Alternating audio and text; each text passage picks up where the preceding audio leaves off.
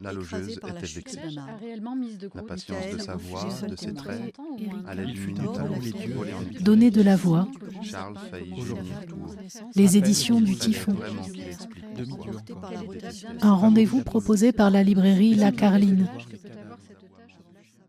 Dans la collection Les Hallucinés, donc, comme je vous disais tout à l'heure, vraiment collection dédiée au réalisme fantastique, il y a quand même le grand maître de la littérature du réalisme fantastique, c'est E.T.A. Hoffmann, qui donc auteur allemand mort en 1822, on considère un peu comme un auteur romantique, mais qui est celui qui a inventé en fait tous les motifs qui ensuite ont traversé les littératures fantastiques, les vampires, et on connaît un peu plus E.T.A. Hoffmann aussi à cause du concept de l'inquiétante étrangeté qui a été repris par Freud.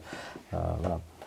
Et donc en fait, E.T.A. Hoffmann, sa production est disponible en France évidemment, mais souvent quand vous prenez Folio, c'est des vieilles traductions, c'est des traductions qui sont même des fois très éloignées du texte, où il y a des coupes parce que, je sais pas, je crois qu'il y a une traduction chez Gallimard, c'est L'œuf Weimar, je crois que c'est une traduction de 1848, où sans doute il fallait que ça corresponde aux attentes des lecteurs de l'époque, donc ça va très vite, il y a certains passages qui ont été supprimés.